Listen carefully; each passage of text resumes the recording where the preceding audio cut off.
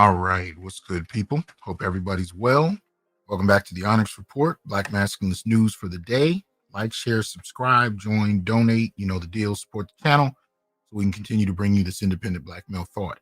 Um, I have, and I mentioned this in my interview with Dr. Curry. I only have a select number of heroes that are currently alive, and these brothers, I I'm more than honored whenever I get a chance to talk to. And today's guest is definitely one of those. And I only have a handful, so I'm always good when I get to catch up with the brother and learn from him, see what he's up to, see what he's getting into. But I wanted to kind of also give him a bit more of a formal introduction because I think we get real comfortable, with just addressing people how we see them. But I want people to remember who we're talking about. So we are not only talking about Mag Negro himself, Mad Professor, but more particularly, we're talking about Dr. Ronald Neal, and he's an associate professor at Wake Forest University. He's in the Department for the Study of Religions, holds a PhD in religion from Vanderbilt, author of Democracy in the 21st Century, Race, Class, Religion, and Region. He's a theorist of religion and culture whose primary area of teaching and research is African American religious studies.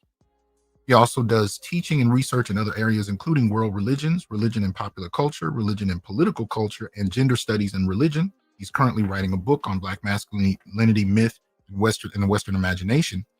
But he is also the new author, as of this year, February of this year, of the book Beyond Death and Jail, Anti-Blackness, Black Masculinity, and the Demonic Imagination. So I want y'all to help me welcome the good brother himself, Dr. Ronald Neal, back to the Onyx Report. What's good with you, man? Hey, how you doing, my brother? Good to be back. Good to see you once again, man. Thank you. Oh man, we always got to catch up with the Mad Professor, man. Yes, sir. Especially in light of what's been going on. You dropped a couple of videos here and there, and really just kind of put people on alert that you're still here, and that your political analysis for the last, I don't know, 5 to 10 years has been on point. It's been consistent, and a lot of what you said has come to pass. So I wanted to really talk to you about your thoughts about the election, everything that went on leading up to it and since then, and really just get a sense of where you're at on all of this, man. Yeah. Oh, yeah. I'm happy to do so, man. Absolutely. Well, let's start with the basics, man. Trump won. Mm-hmm. What are your thoughts on that? And what were your thoughts leading up to it? Yeah. I would just say that I predicted, and I did that in the video. I did a video called "It's a New Day" a week before, or several days before. Yeah, but basically almost a week before the November 5th election, and I said that it was my conviction that Trump was going to win. I also said that if Kamala won, and there was a possibility. I said if she did pull it off, it would be a miracle, And but I did lean on Trump winning the election, and the reason why I did that is because the Democratic Party did such a horrible job um, with Joe Biden and his presidency. They made so many mistakes since 2020. When Biden, took office or was elected along with Kamala Harris and everything, and they really dropped the ball. In Biden's last year with Biden not dropping out and not allowing there to be a real primary process to go forward and everything. And then they just kind of, they shoehorned Kamala Harris in there without being vetted and all of that, and with her history and with their doubts. And I knew that, she was just a weak candidate, having performed poorly in 2019, 2020, when she, threw her hat into the presidential race and everything, and all the press that she got, all the criticisms of her record as a prosecutor in California, the state that you're in, you know what I mean, and the Black First people, really criticizing her on reparations and Mm. everything. And you remember that video? I mean, everybody has played that video over and over again when she's being interviewed by the griot, and she just says clearly that she wasn't going to do anything for black people, and that if anything, she would do, she would put forth universal policies, and so that wasn't a response that people who are pro reparations or Yeah. pro black or black nationalists or whatever want to hear, But anyway, but to get to your question, now I wasn't surprised. Now I anticipated Trump winning. Mm-hmm. I didn't quite see the level of devastation Mm. that would be wrought through a Trump win. Talk So about it. I figured that there wouldn't that the margins there would be a gap, not a huge gap, but I did not anticipate a landslide. You know what I'm saying? Mm. I did not anticipate demolition. You know what I Oh. mean? If anything, I mean, we can call Trump Demolition Man. You know what I mean? Mm-hmm. And honestly, it was not about Kamala Harris, in my Mm. mind. Yeah. That loss was not about Kamala Harris. That loss was about the Democratic Party. Okay. Okay, and so what happened on November 5th and the ensuing days was really the dismantling of the Democratic Party. Okay, Okay. through the Electoral College and the popular vote, there was red everywhere. Okay, and so I did not foresee that type of result. Mm-hmm. I figured, yeah, he's gonna win. And slight margins to his advantage or what have you, but just a complete demolition, you Yeah. know, of the party. I did not see that. Um, and now looking back, I kind of understand how that happened. Because their tactics, their strategy of fear, simply did not work. Um, all the rhetoric about, the boogeyman and fascism and danger, danger, danger, they were beating the same drum, that they beat in 2016 with Hillary Clinton, and they just would not let that drum go, you know. And then, the other thing is that, I think this was a very organic indigenous response to Mm. the Republican Party. That is that this was a working class triumph. Oh. Yeah, I've never. And here's the thing. So, um, I I'm a guy, and I think I can safely say that you're in that camp too, who takes class seriously, class analysis and everything. Mm-hmm. And a lot of the work that we do, I mean, we deal with a lot of class stuff, and with black men, working class black men and boys, black men and boys who are in the lower, income, of the United States and everything like that. And we do the high value guys and the middle class and the upper and all that kind of stuff. Mm-hmm. But the core of the black male populace is in that working class sphere, you know. And so we are already there. But I never thought that I would see a kind of working class revolt or rejection against the Democratic Party. Never. You know what I mean? I mean, we never, we hear the days about labor and the labor movements and all that kind of stuff, of the 50s and the 40s and the early 60s. But, we came of age when we came of age in the late 70s and early 80s up to the 90s and everything like that. Labor was basically dead, and so we had no real labor movement. The left was mainly on the fringes, the class left, the economic left, the ones that focused primarily on class, Mm-hmm. people like Cornel West, you know, Yeah. Adolph Reed, Mm.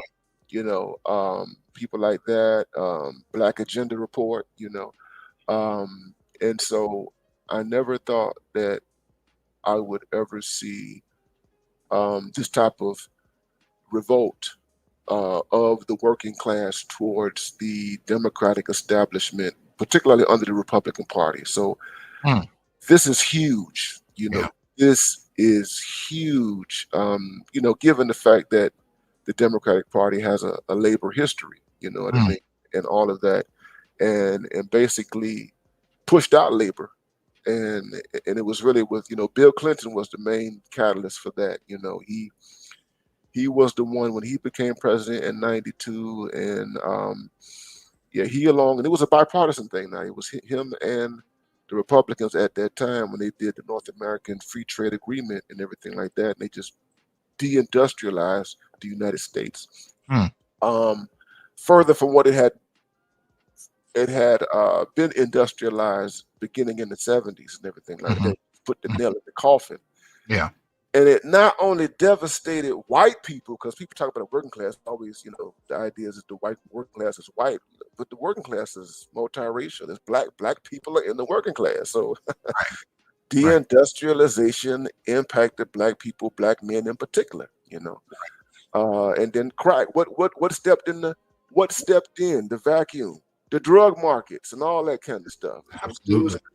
Dudes couldn't get jobs, crime markets, and then prison explosion, Yeah. Anyway, but the point was this working class revolt was just I just never thought I would live to see anything like it in my life, Well, I and do want to quickly say, in terms of what you just said, I really appreciate that because even during that era in the 80s, when we talked about the drug wars, black men were treated like we were synonymous with drugs. mhm, And there was you rarely heard anybody put it in historical context because we know mhm, that deindustrialization wave really hit in the late 70s, yeah, rise of the drug wars. We go through the 80s, the black community looks like Beirut. yeah, We hit the 90s, then Clinton comes in with NAFTA. yeah, But the way black men are treated in that discussion was like we were always tied to drugs. That's all we were about. And somehow all of these, global economic issues really didn't have much to do with us. We were just a bunch of, drug addicts and drug, sell that, so I appreciate you bringing that in because I think a lot of people overlook the dynamics, how these dynamics impact the black community and black men in particular. absolutely. And I tell you, another person I didn't mention was William Julius Wilson. If you remember, Mm-hmm. you Mm-hmm. know, William Julius Wilson, he wrote that famous book in the late '90s called "When Work Disappears." You know what I mean? And dealing with Chicago and all of that, and then he had, the book that made him famous was the declining significance of race. Like an alert. I mean, it made him famous, but it also made him controversial Mm-hmm. because he was really focusing. He had a thick class analysis, and he was condemned. People called him a conservative and everything like that. And the black intelligentsia, the mainstream of the black intelligentsia, which would become the feminist and everybody else, so all these cultural leftists, they were Mm-hmm. like, "Oh, this is about masculinity." That was the thing about Wilson. They said, "Oh, this is about black men and masculinity, and we don't need to talk about this and anything like that." Even though his work, got the attention of Bill Clinton and everything like that, which didn't really do anything. But he saw those things, he wrote about those things, and continued to write about them, and he was really ignored by the super elite, you know, and so now here we are decades later, and we're seeing everything. I mean, we're seeing the revolt of people who felt the brunt and the pain of all those forces, you know Yeah. what I mean, 30 years ago. Yeah. Yeah, You got the market crash of '08. You got yeah, COVID, all of that hitting us, homelessness, and those things are compounding. But yeah, let me get to black men and Trump. Now yeah, we know with Obama, yeah, really with the left altogether, this yeah, accusation, and I've said this before. We started hearing it the moment that Kamala was picked as the front runner. These kinds of, and this is mostly coming from Black feminists, but on CNN and whatnot, making statements early on that Black men Mm-hmm. were going to be the cause of Mm-hmm. her failing or whatnot. So we Mm-hmm. start to see this very early on. Mm-hmm. What is your assessment of the relationship of Black men to Trump, to this presidency, and really all of the kind of stereotyping about Black men that led up to this? I mean, over the last few months, what are your Mm-hmm. thoughts? Mm-hmm. Mm-hmm. Yeah, I mean, it's interesting. So you really, I go back to like 2016 because that's when we first kind of started getting some of those rumblings there. When Trump was able to get a small number, I think, and I don't quote me verbatim, but he had like 8% or whatever, Mhm, at that particular time. He was either 8 to 10, something like that. mhm, And then, we fast forward to 2016 to 2020, and then again, we get those rumblings in terms of polls and all the pollings, the so-called pollings about Black men, because, you know, you know, whenever we're spoken about, everything is magnified. There's mhm, always, it's always the boogeyman lens. You know what I mhm, mean?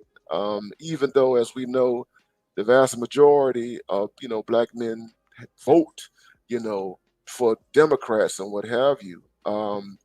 Uh, all it takes is a small number of us to create this hysteria and what have you. So we saw that again. This is when I first came on YouTube, and what I noticed was that, it's coming from these elite people. It is mhm, coming from the bourgeois. I call them the white identified feminists, liberals, the professional class, or what mhm, have you. It's coming from there. The griot, um, the root. I don't even know if it's still alive right now. mm, But you had, all, the usual suspects in black bourgeois, media, mhm, just doubling down on stereotypes and hysteria and everything like that, and associating us with, white masculinity, and we want to be patriarchs. So we saw that in 2020, and then if you remember, we saw it again during the midterms, um, with the gubernatorial races, particularly Stacey Abrams' race in Georgia. There okay, was a lot of noise around, black men, not voting for Stacey Abrams or what have you. Um, uh, you know, Killer Mike was, having these conversations with Brian Kemp, you know what I mean, that started mm, back in 2020 and everything like that. And hit pieces, written hit pieces were directed at Killer Mike, like telling him mhm, that you need to get in line, you need to get in line, and people calling him a coon and a Sambo and all that kind of stuff. much like with So, Ice Cube, yeah, and then Ice Cube, we can't forget about Ice Cube. Yeah, yeah. So I mean, Ice Cube was there.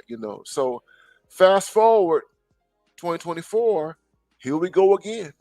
Here yeah, we go again. And this time it expands. It's like exponentially the demonization mhm, of black men who are polling for Trump, black men who are being vocal on YouTube.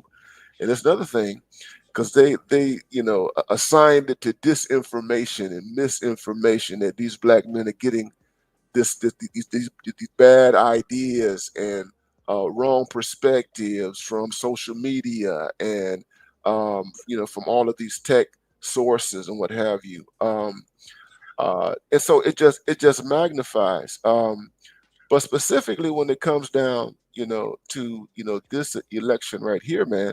Um, what I saw, and it was a good thing. I saw what was different is that you have more black men speak to that. More mhm, black men reject it. yeah, More black men unapologetically saying, we have agency. You don't own us. This is what we're going to do, and what have you. But what I will say is that we saw a level of fear mm, of black men, the possibility. yeah, So in the exit numbers, at least the ones we have now, last I noticed, so at a national level, Trump got like 20%. Okay. I know in certain states he got like 25% or 26 or 27. I'm in North Carolina. He got 21% in North Carolina. Um, uh, but the level of demonization Right. was very concerning. Yeah. So much so that I asked myself, is this? I mean, are you people who are talking like this? Are you suggesting that something be done to this group of men? Mm.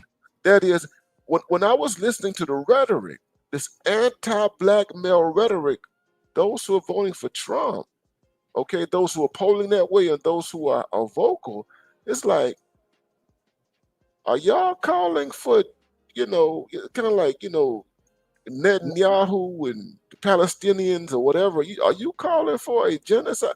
Here's the thing. So what? If they vote for him, what y'all gonna do? Right. I'm like, what kind of punishment would be meted out? You understand? And what type of this is it would it struck me as a real psychosis because you didn't see that with the Latinos. Now you had Right. one or two people like, the people on the View, talking about Latino men, but they are like isolated, Yeah. people and everything like that. You don't have this thing all over, which spreads so much so that the conservative media picks it up. So Okay. Fox News picks it up. Fox News picks up the rhetoric against these black men. Uh, Mm-hmm. I'm watching Voices, Megyn Kelly. I'm watching her stuff. She's talking about it. She's bringing black men on her platform, talking about it. The guy in Valuetainment, I can't think of it, David Bett, something. He has a big platform. He's talking about it. Candace Owens is talking about it.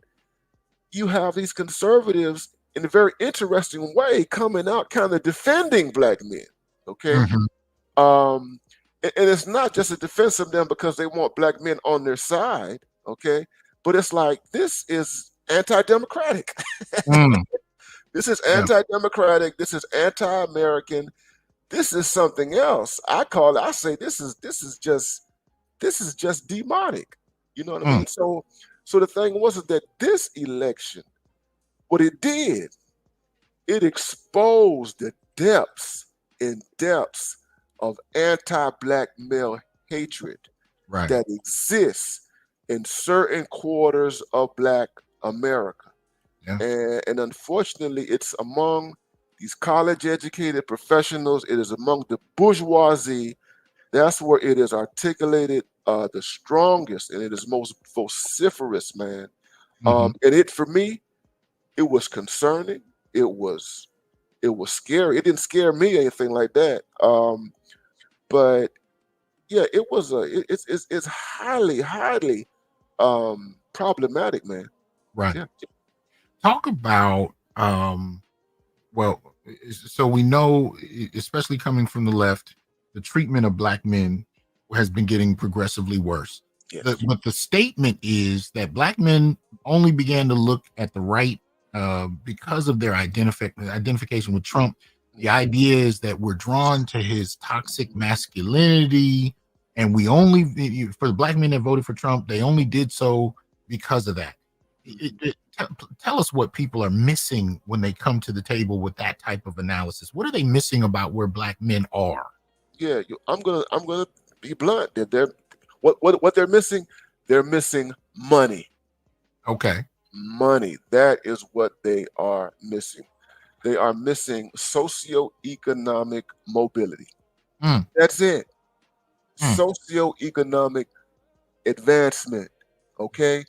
All right. You got these black men, you have some black men who own businesses, they want to flourish in terms of what they do as entrepreneurs or what have you. You got black men who are working in the trades, they're working the working class black men. You got people who are concerned about, inflation. They're concerned about prices, just basic regular stuff. Mm-hmm. But I think overall, here's the thing.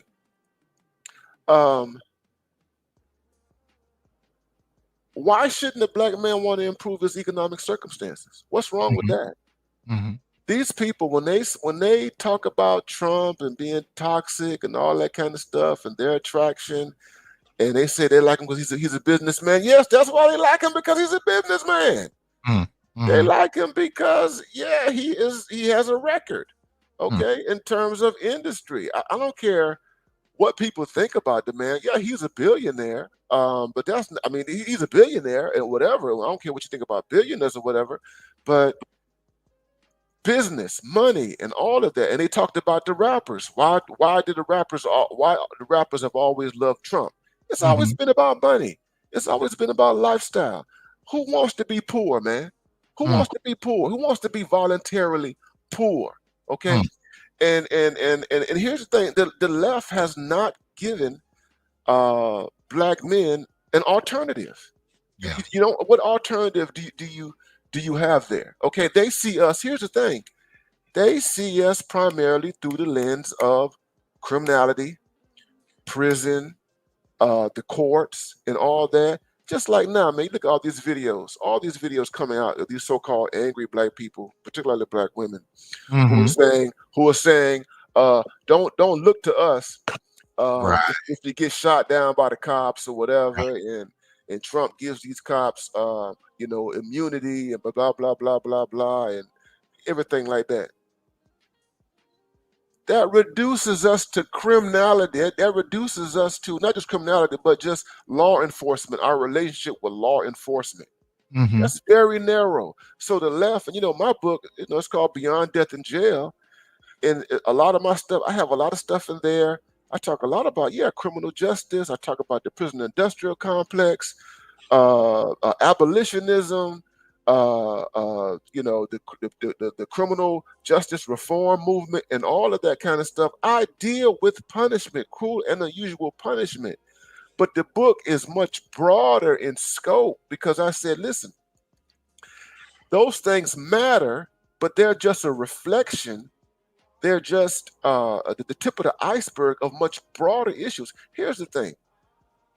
Black men who have jobs, who are gainfully employed, who have money in their pockets, who have social economic mobility, their chances of having a George Floyd incident diminish significantly. Now, not to say that a rich black man cannot get his butt whooped by a cop. Okay, I am not saying that by any stretch of the imagination. Okay, but when you look at what I call it unincorporated Black America. So you have environments all over, wherever you find black people, particularly black people who are lower income and what have you, and poor, that are highly policed. It's like I call it the prison within the prison. When you have black men who are living in environments that are like prison conditions, those George Floyd situations happen. Yeah. But here's the thing. When you're gainfully employed, when you have socioeconomic mobility, when you're able to move, when you're able to move from, these crisis crime-driven urban areas, and let's just say you move to the suburbs. Okay. The chances of you getting into a George Floyd situation diminish. Again, you ain't scot-free now. But think about it. All those deaths. Alton Sterling, poor black man. Okay. Eric Garner, poor black man. Okay. All these Michael Brown. Okay. Living in areas where you have high concentrations of poverty, and poverty is the key thing. And so what happens is, when people talk about criminal justice and people talk about policing and all that kind of stuff, they never talk about socioeconomics. They never talk about capitalism. I mean, you have, Glenn Lowry, and I have a lot of respect for him, intellectual at Brown. This guy, he's written about prisons, but he has a podcast right now that he does called The Glenn Show. And he's on there with John McWhorter, and He's a guy from Chicago, right? He's an economist now. He's an economist, and Right. he has this real tough on crime thing, and Lowry wants more prisons, and he wants more Mm, punishment and all that kind mm, of stuff. And you're talking about black boys, black male youth, black men in these neighborhoods. Yeah, of course they got gang activity and all that kind of stuff. But his solution is incarceration. oh, okay. Okay. And but the thing is that is never a solution. And I mean that's not a long term, that's not a lasting solution because it doesn't stop crime. Right. But to get to what I was saying initially is that so many of us reduce how we think about black men to our interactions with law enforcement alone. Yeah. We don't talk about black men and black men's relationship to capitalism, the Yeah. larger economy, Yeah. getting employed. That's why the immigration issue was such a big thing for black men. Hmm. That's why it was that was big in Chicago, okay, in Texas, in Louisiana, in New York, New New York York. City, Yep. okay, and all over the country where you have this immigrant issue, okay, in Florida, all Hmm. right. I mean, the fact of the matter is that this undocumented labor is labor that competes with the labor of citizens. I mean, that's just true. Hmm. So, if you're 18 years old and you're coming out of high school and you're not going straight into the trades, or you're not going to a 2-year school or whatever, or to college, you're not going to the military, and you want to go into the labor market, who you gonna compete with Yeah. for low wage jobs? Yeah. Yeah. And most of us start off. I've worked, when I was, I'm 51 now, man. When I was in college, I mean, I worked in warehouses. So I worked the minimum wage, man. I Me mean, I too. remember those days, man. $7 an hour, man. You Yep. know what I mean? Yep. And that's a real thing. So what happens when these industries, pay people under the table? They don't have to pay them. They don't have to do health insurance. Um, Hmm. they don't have to do anything. No benefits. Yeah. Yeah, you know what I'm saying. So back then the minimum wage was what, $7 an hour. They can pay these people $3.45. Yep. You know what I'm saying? Yep. And, and, Absolutely. and the same dynamic applies now, man. You know what I mean? And there have been black men, who have talked about these things in different places around the country, having to compete with labor. You know what I mean? And then there's the other thing. You've got the Amazon guys, you got the guys who drive trucks. Man, I just talked to a guy recently, man. I just stopped a guy who worked for Amazon, and I asked this guy, black guy, man, young guy, he's probably in his mid to late 20s or what have you. And I just asked him a direct question. I said, bro, I said, tell me something, man. I said, is Amazon treating you well? Mm. And the brother was like, man, let me tell you something, man. He said, I'm trying to get up out of there. Okay. Nah. He says, I'm having to work crazy hours, you know what I Yeah. mean, just to make ends meet. And the schedules are grueling and everything, you know what I mean? Yeah. And he's doing, and this wasn't, he seemed like a guy who might have went to college. To me, he Yeah. struck me as one of these type of guys. But that's the job you're doing now. You Oh, brother. understand? I was just telling somebody about this about 2 weeks ago. I had a package, and then in Amazon, they sent me a notification. They said your package will be delivered at 4 a.m. Mhm. on Thursday or whatever. And I'm sitting here going, now others have told me they've seen that before, but I had not seen that. Yeah. Usually mine came during working hours, but I'm Yeah. like, now they're at 2 a.m., 4 a.m. I'm like, this Yeah. this is really where it's going. Okay. Yeah. So listen, so when you talk about those guys who like Trump, Hmm. that's what we're talking about, man. You know what I mean? I mean, we're talking about these guys, and then there's the young guys, the guys who are young enough to not be indoctrinated Hmm. by boomer stuff, you know? And so it's like you got the guys who are voting for the first time between the ages of 18 and 25, you know? Right. And and those they're they're open, and also, they're men, if they're, especially if they're straight and what have you, and they are still being held to the same masculine standards as everybody else. You know, Yeah. no one is treating them any different. You know, Right. even though they have gone through a gynocentric public school system, Mm, okay, they are still told that they got to, pull themselves up by the bootstraps and everything like that.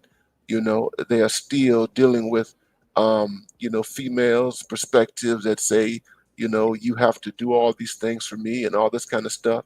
Um, these guys, they're growing up as traditional males because right. the society, because the thing about it is that the institutions have not accommodated us. With Hmm.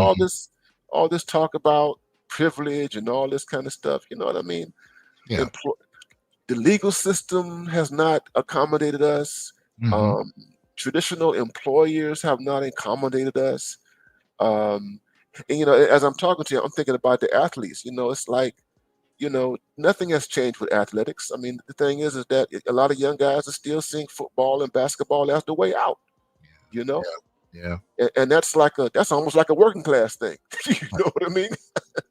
Let me ask you this. I recently did a review of an interview with Richard Reeves, Mm, and Reeves was talking about he was being asked, I should say, about how the left dropped the ball with men across race, because most of the time when he talks about men, he's mainly talking about white men. yeah. But my question to you has to do with the whole gamut. Where do you think the issue is with men in this election across race, Hmm. as far as both the left and the right are concerned? What actually happened? Because you have the right accusing, Trump of just, trying to run on this masculinity idea. But then on the left, you had this kind of attack on masculinity that's been going on for years now. But how did that affect this election? And what do you think needs to happen in the next few elections as far as men across race are concerned? Yeah, I think that the left is now feeling the consequences of misandry. Mm, Um, I think that's what we saw in this election. Um, I think that especially again with the young guys, and I've seen some of the interviews with Reeves and everything like that on this issue. And I agree with many of his sentiments and everything like that. Um, yeah, the left has, they've doubled down on toxic masculinity in recent years. But it's all, but it's, but here's the thing. A lot of these commentators, they want to confine it to like maybe the last 5 to 8 years or what have you. But hmm. we know the history is much longer than that. Yeah. Okay, so we're talking about decades now. All right, we're talking about half a century, Hmm. a, a slow build up. You know what I mean? And we can just say it just toxic masculinity. These ideas began to really mushroom Yeah. within the last 10 years. Okay, they really began to mushroom, and you have a whole new generation coming up, and they're feeling it, and they're getting it.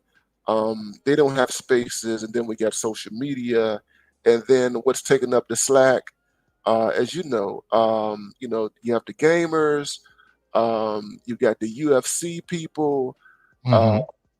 you have male traditional like sport male interest, media Hmm. that deals with traditional male interest, comic books and stuff like that. You just have that.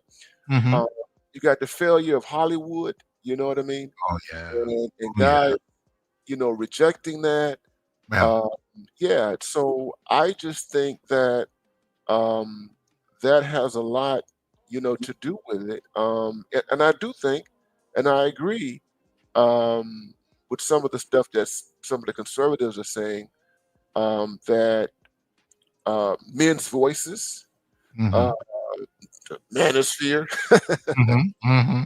but not just that, but the black manosphere, Right. Right. Right. and people who are adjacent or whatever. I believe, I think that that had an effect as well. You know what I mean? Because what I'm seeing is that men, especially younger men, have discovered the power of voting as men. Mm, And of course, the left, they want to reduce it to sexism and misogyny and toxic masculinity, and they don't like women, but blah, blah, blah, blah, blah. And I think that's very simplistic. I think that the Democratic Party and the left and corporations and all that kind of stuff have done a good job at bifurcating American society. You know, we talked about it with respect to black men. You know what I mean? And we are Hmm. just we are a microcosm now of something that's much bigger. Okay, and I think that yeah, the male vote is a reaction to it, and then it's traditional masculinity. Here's Hmm. the thing: traditional masculinity is a thing, Hmm. and it's not going anywhere. That Hmm. is, men being economically self sufficient, men being self reliant, Hmm. okay? Hell, men being providers, that sort of thing, and protectors or whatever. Traditional male socialization is still a thing. Hmm. I would say this, I'm not a big, fan of Jordan Peterson. I disagree with him on different levels or what have you. But I heard him say this some time ago: is that just because you repress something doesn't mean that it's going to completely go away. That Hmm. is that what we've seen over the past decades is the repression Hmm. and the subordination of traditional masculinity, Right. not the elimination of Mm. it. Mm. And so what happens is that if it's suppressed long enough and in a way that's very strenuous, what can happen is that it can create a serious reaction to it. Yeah. You know what I'm saying? Yeah. A backlash. You know what I'm Uh-huh. saying? Yes. And that people will kick. It's kind of like the bully, right? You know Hmm. what I mean? If somebody bullies you long enough, all Yeah. right, and Yeah. if somebody bullies you and is able to intimidate you long enough, you know what I mean? It's like we see this growing up. The kid goes to school, he's bullied, you know what I mean, every day for a week, and then the bullying doesn't stop, it doesn't stop, it doesn't stop, and then one day that kid gets some courage, Yep. and that kid takes the bully out. And he does it by any means necessary. That kid will fight dirty if that kid has to. Okay. Right. I remember being in a situation like that when I was a kid. You know what I'm Yeah. saying? And that's when the bullying stopped. You know what I'm Yep. saying? Kid messed with me. He kept messing with me, and I pushed him. Then one day, I had it. I went off, jumped on him. Took him to town, Hmm. and ended up going to indoor suspension Yeah. for 6 days. But that bullying stopped. Yeah. It Yeah. stopped. That Yeah. the dude, he never said anything. It was respect Right. from that day on. You understand? So I think that's what we've seen now. Because the bullying, it's been corporations, it's been academia, it's been education, K through 12. Okay. It's been Hollywood and all of that, just doubling down. I mean, let's go back to the '90s. Going all the way back to the show like Married with Children and stuff like that, and Hmm. stuff that they were drumming in those shows. Yeah. Okay, and yeah, so eventually, people are going to say, you know what, enough is enough. But then again, you can have a young generation who can come along and says, "Oh, well, you did this to my dad, Hmm. Hmm. you did this to my uncles, Right. but you ain't gonna do this to me." Hmm. So I think that's what happened in the election. And we're seeing that split again across race. We're seeing a split between men and women in terms of the right and the left. And it's only been, getting more and more dramatic Mhm. over time. Oh, and here's the other thing, and I have to, and again, we're talking about Richard Reeves. Mm-hmm. Um, and I saw some interviews, and I have to agree. He says that when these young guys look at the right, they're not approached as demons. They're not spoken to. Right. talk down to, like Obama, Right. you know, the way in which Obama talked to black men, which Mm-hmm. was highly misandrous, highly offensive, highly Condescending. insulting, Yeah. condescending. Mm-hmm. These people have been talking to us this way for decades. Yes. Okay. So what does it mean when you go over there? And this is the thing. You go over there and they're not talking to you like that. Yep. They're not beating you over the head and telling you that you're deficient and you're defective or whatever. You know what I'm saying? Mm-hmm. Now here's the thing about the right. You got people over there that tell me, oh, you need to man up, you need to man up, you need to man up, you need to man up. You know what I mean? That Mm-hmm. type of stuff like that. But they're not beating you over the head, Right.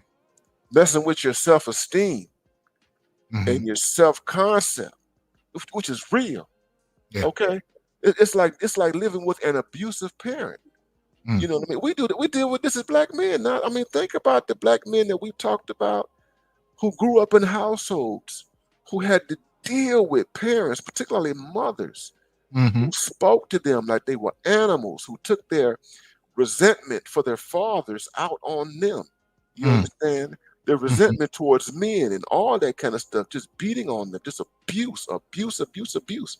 And I mean, just think about that, man. You know what I mean? And so we've seen decades of that. I give you an example, and I saw this on your Facebook page. I put on my Facebook, Deion Sanders, man. He had this, Oh yeah. short video, man, where he talked about growing up in Fort Myers, Florida, and basically, he was an all-world athlete. He ran track, he played football, played basketball, he played baseball, did everything. You know what I'm saying? Mm-hmm. Nobody came to see him when he played. You know Yeah. what I mean? He Yeah. was there by himself. You know what I mean? And he had people in his family, kind of like my family. You had uncles who were downtrodden, busted or whatever. And he had to find his own resources and whatever. And he found that in sports, you Okay. know, and he found affirmation. Now he had his own sense of ego, you Mm-hmm. understand? But then again, when he played football at Florida State and everything under Bobby Bowden, he found someone who supported him, Yeah. and when you hear some of these football guys talk who say football saved my life, and I've heard guys Yeah. talk like this. Yes. Yes. When you hear these football guys or basketball guys, but I hear a lot from the football guys, Mhm. football saved my life. Right. Who saved you? And what's going on to make you feel that this thing saved you or whatever? You know what I mean? And that's Yeah. it, man. You go on the other side where your gifts are accepted, you're not beaten upon and all that kind of stuff. So I think that's what Well, what yeah. we saw. You get a surrogate father kind of dynamic when you're talking about these team sports, and to some extent the military. You have these masculine structures that are hierarchical, That's it. men in authority with some That's wisdom and age giving you discipline, and that's it. really they trade discipline and honor for dedication and tenacity, right? But there are structures in place in terms of how men deal with each other. Yeah. And a lot of what we're seeing, I was going to ask you about this a minute ago. Yeah. With some of the things we're seeing, especially in the Black community, you have a lot of these single mothers who are trying to figure out why their sons are voting right. Hmm. This is one of the things I've been hearing over social media this last few weeks, and I wanted you to talk about what you've seen in social media since Trump's election. But Hmm. with that, mothers trying to figure out why their sons are voting right, assuming that their sons would vote the way they did, and really feeling like they raised an alien. They really don't understand their son. Yeah. What you're talking about speaks to the heart of that whole kind of issue, where the right has been willing to honor men in ways that the left has kind of dismissed, and it's starting to have an effect. But if you would talk a little bit about the social media dynamic, what you've seen, and if you have anything to add on the mothers and sons dynamic, what have you been witnessing? Yeah. I've seen those type of those responses, and perfect. I love it, man. When I see that kind of stuff, and not because I'm on the right and I support the right or everything like that. It's not about um, political party or ideology per se. It's really about BMI, black Yes. I'm gonna ask you. Talk about Black it. men's independence. Yes, sir. That is that here's I mean the reality is that um, men and women are different, Yeah. and we have a hard time. The people on the particularly the people on the left, the Hmm. liberals, they want to flatten everything. They want to say that that there are no differences and everything like that. Um, but yeah, it is not unusual. I mean, the boy, he can reject his mother's ideology, Yeah. and just based on his own living and coming along and experiences. Hmm. I want to know what kind of experiences this young man is having, Hmm. in school. You know what I Hmm. mean? With teachers, with Hmm. classmates. You understand? With Hmm. everything related to school. Again, what is he doing in terms of his extracurricular activities and all that kind of stuff? Is he hanging out with other boys? Hmm. Hmm. And how that's influencing him. You know what I mean? And so, to reflect on my own life, I ran when I was a kid. I was always around guys who were older than me. Me You too. know, and I grew up in a single parent household. You Yep. know what I mean? And there were times when I frustrated my mother. Oh You know yeah. what I mean? Me And too. I frustrated, and the reason why I frustrated my mother was that I was finding my identity outside the household. You know what I Yes. mean? And Yes. I had my boys, I had my tribe, and I'm talking to guys 2 years older than me, 3 years older than me, man, even sometimes 10 years older than me, man. Yes, You sir. know what Yes, I'm sir. saying? Yep. And being socialized that way. You know what I mean? And it's no one is interfering with us. No one, Hmm. no one is stepping in and saying, there's something wrong with you and you're deficient and all that kind of stuff. You know what I mean? I had Hmm. common sense. You know what I mean? I had the sense not to, to do reckless things or whatever. Of course, I made mistakes, and we all make mistakes, and we do things that kids do. You know what I mean? But the point is that these young men find themselves outside the household, man. You know what I mean? And so this is just a natural thing. Yeah. And then there's this, I have to think, there's natural masculinity. Hmm. There's just, I know the term alpha is bandied about, casual and everything like that, but you got guys, they just natural. Yeah. You got naturally competitive, Hmm. naturally assertive, you Hmm. know what I mean? Naturally egoistic or whatever, you know what I'm saying? It just comes natural, you understand? And so I think that's a part of it. I remember I had a mentor. I had a mentor who, he's in the 70s now, boomer guy and everything like that. And 30, we got it's like a 30-year gap between us or whatever, you know what I mean? He had a son who was younger than me, and I remember he was having a hard time with his son Hmm. when his son was in college. Because he was on the left and he was progressive and all that kind of stuff. And his wife made more money than he did. Oh, okay. And his son basically rejected his daddy's values. Ah. So yeah, so the daddy was this, left guy. He wants to be progressive or whatever. But Hmm. his son was like, I'm not having any of that, man. I don't want that. You know what I'm saying? And I don't want what you got with my mother, even though the guy, from what I know, came from a decent two-parent intact household. Hmm. But he did not want to.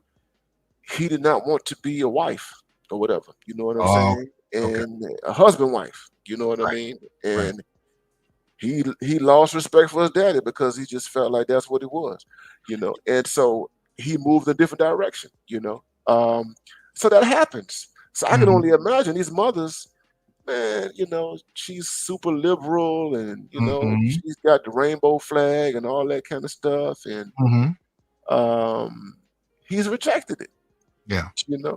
And so I think that's so when I see those videos, it's like, oh, it's like the video, remember back in 2020, of the woman, with her son after they got through voting, and she goes off on her son because he didn't Oh vote yeah. for Biden. Remember that video back in Yeah. 2020? Yeah. He didn't vote for Biden, and she's going crazy, going ballistic, and you know what I Yeah. mean? Oh, you just wasted the vote, on and on and on. So there's natural masculinity, man, and yeah, and I think they're getting it on the outside, and it's refreshing. Well, because they also have the manosphere, and and I really should say social media, which Mhm. it comes with its problems and its benefits. But at the end of the day, we didn't have that. I know for as far as media was concerned, a lot of my masculinity and my boys, we was like a quilt. It was a carefully pieced together thing where we were looking at TV shows and films Mhm. and songs Mhm. and Mhm. artists. We were crafting our masculinity Mhm. with bits and pieces of things rather than Mhm. getting it from our own families per se. Mhm. But but Mhm. what these cats get, they're able to come in and listen to men talk about issues specifically in a way we never really got to. We had to wait for certain artists to say things, rappers and comedians. We had to wait for choice things and be like, wow, I never thought of that. But they get it 24/7 for free. For free, for free, and yes, like I said, that factor we cannot dismiss that or discount that. I think that's a major factor because our ideas have spread, Yes, yes. all over the world. You know what I mean? And those guys go on TikTok, especially TikTok. You go on TikTok and you see all these, conversations going back and forth, and um, yeah, they are sorting things out, and they have advantages that that we never had. I mean, just think about the young guys, between 18 and 25 who show up on your stream. You know what I mean? When you're streaming and stuff, and I've had them come up, on mine. You know what I mean? When I was doing a lot of streaming, over a year ago and everything, man. Guys 25, 26 or whatever. You know what I mean? That's why I always shout out the Gen Zs and all that kind of stuff, man. You know what I mean? Because they're listening. They're listening. And so the reality is that um, our voices are influential. And I will say this: the good thing about this election. Here's one of the things uh, that's connected to our the beginning of our conversation about this election. So here's the thing, man. Had Kamala Harris gotten elected, Mm. we would have to deal with the prospect of massive censorship, chronic Mm. chronic censorship. Okay, and because you have those people on the left, the elites, and everything like that, especially with that Democratic Party and all that kind of stuff. They are so obsessed with this thing, disinformation, misinformation. They want to shut this stuff down. Okay, Okay. they want to shut men's voices down. Right. They and we've seen some of that with some efforts. All these moments when the FBI was putting out these kind of statements about people on extreme voices, masculine voices, or whatever. And oh yeah, this incel thing. You know what I mean? And trying to classify incels as domestic threats and everything Mhm. like that. And so, yeah, these folks want to shut this stuff down. Like, Yeah. Hillary Clinton, and she was, man, Hillary. I've seen Hillary Clinton when Kamala was campaigning and everything. I mean, she was aggressively talking about the need to clamp down on misinformation and disinformation, and that we need to rein in social media companies, Yeah. and we need to rein them in through legislation and Mhm. everything. And basically, she's talking about censorship. Yeah. And who does she want to censor? She doesn't want to censor women. Right. She don't want to censor LGBTQ. Right. She Right. wants to censor men's voices. You see what I'm Well, saying? well, this is ironic because one of the things I kept hearing throughout the race, especially from the left, was that Project 2025 was supposed to really curb free speech, so on and so forth. And this was something that I kept hearing Kamala accuse Trump of, trying to initiate, even though Trump said he did. He was like, I haven't even read it. He said this, but the left ran on this platform that this was something that the right was trying to do. So it's interesting to hear you talk about the censorship that would come from the left as she got elected. She ran on the censorship that was going to come from the right. And and so these questions about censorship are kind of a trip. But I want to know, I'm curious, when you brought up the video from 2020 of the mother chastising her son for not voting for Biden. Mhm. What do you see as the difference between those videos at that time Mhm. and the reactions from women and Black women in particular on social media after the election of Trump? Is there a difference? Do you think it's gotten worse? Do you think it's the same? Do you think it's different? What do you think? What do you see as far as the reaction It's from then? it's worse. Mm, It's worse because they're doubling down mm, with the vitriol. It's become, here's the thing, it's hate speech. okay. What we're seeing right now is hate speech, and that is, yeah, we hate you, Black men. Mm, And you know, when they say, don't call us if the police kill you, yes. they're Yeah. basically saying we want to see you die. Mm, That's how I mm-hmm. interpret it. It's, you hate us that much. They Yeah. talk about, they say that we hate them. The people who voted for Trump, or the people who did not vote for him, who were third party, or who stay on the couch or whatever. You hate Mm-hmm. us. You hate us. You hate us. Okay, Mm-hmm. which is comical and what have you. But I'm like, who's really articulating this hatred? You know what I Mm, mean? I mean, and mm, what I'm saying, it's hate for me. It's hate speech, mm-hmm. because you're saying that you want to see us die, and over a loss, and because of your miscalculations of this political season and what have you, and because of your weak, I would say, weak political imagination. You know what I Yeah. mean? Because it's deeply immature, because you don't see. I mean, again, we're not seeing this stuff with Latino people. You know, Right. Right. we're Right. not seeing this stuff with Asians. You're not seeing this stuff with Jews. You're not seeing this stuff with white people. It's interesting, man. It's like all these white women voted for Trump, right? Mm-hmm. And I still, I'm still, you have some rumblings where the women are saying, these white women voted for Trump and all that, and they've been very consistent. These conservative white women, Mm-hmm. but I have yet to see, and this goes back to 2016 when they had the pink hat thing, the little marches and all that kind of stuff. I don't see no widespread denunciation of conservative white women who voted for Trump, or saying things that suggest that we hope you die, okay, Right. and we Right. want to see you dead. Right. But I'm seeing that with us, that they want to know who actually either voted for Trump, and I say it like this, not just voting for Trump, but voted against the Democratic Party. You know what Right. I'm saying? Because I would say this, my protest, because I didn't vote for her, okay? Mm-hmm. Mm-hmm. Me neither. My protest was a protest, a vote, okay? Right. It was a protest vote against the Democratic Party, Mm, okay? Writ large, it was a protest against Barack Obama, okay? get it. That was my protest. It ain't had nothing to do with Kamala Harris and her being a woman. Hell, I voted for Hillary Clinton in 2016. Okay. Okay.